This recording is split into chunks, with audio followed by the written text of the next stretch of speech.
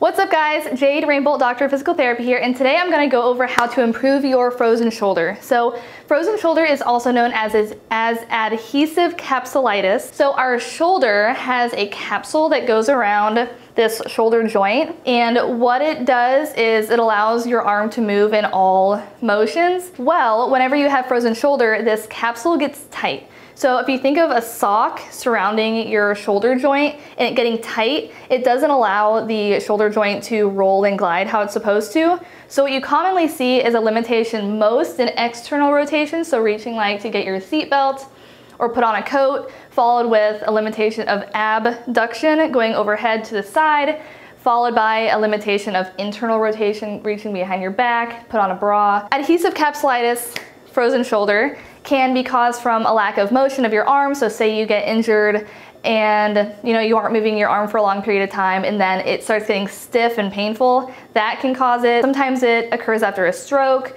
or just a prolonged period of immobility or an injury, things like that. Either way, your shoulder is stiff, and let's get it better. So the first thing you want to do is to get your shoulder moving. So you simply just want to use your arm. You don't want to baby it and cradle it, against your body. You don't want to avoid using it. You want to get it moving in some way. So the first thing that you want to do is just simply move your shoulders. So doing some shoulder rolls like this, getting your arm up and back, just getting the shoulder moving is the first step. So that's one. And then going from there, just doing more friendly motion. You can grab a table or a wall, but I'm going to use my foam roller. So then you can go into some pendulums or codmans where you support your body with your uninvolved limb and then use your body, the momentum from like your legs, and swing your arm forward. And again, this is just getting that shoulder joint moving. And it doesn't have to be real intense. You don't have to force it, but just some friendly forwards and backs. And then, so all your weight is on this other arm. You can go side to side. And then you can even do some circles. But our joints, guys, they like to be moved. So whenever you don't move a joint, and this goes for the shoulder, for the knees, the hips, every joint that you have, the body likes to move. So simply by not moving, like if you ever lay in bed for a long period of time, you start to get achy and just like hurt. So that's just our body saying, hey, like we want you to get up and move. So simply moving your arm like this will feel better. Okay, so I would start your range of motion exercises with this one because it takes gravity out of the picture.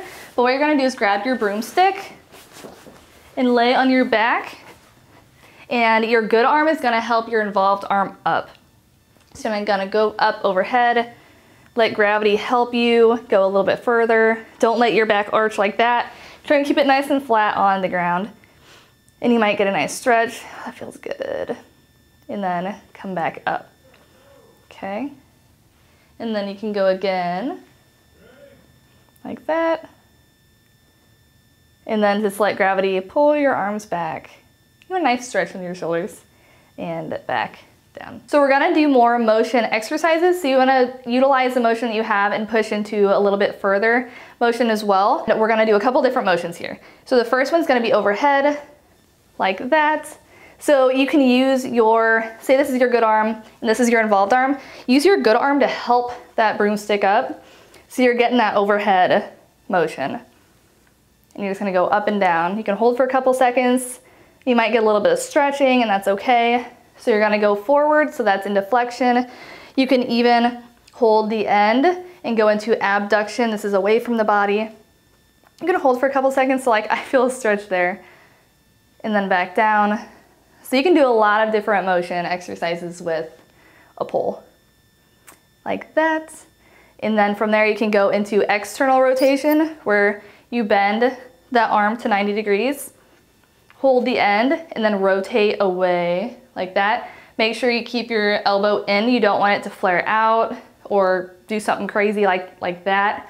Keep it nice and by your side and rotate however far you can go. You can hold for a couple seconds and then come back in. So that's external rotation. You can put the pull behind your back and then go into extension, going back behind you like that. So we're pushing it in all the different motions.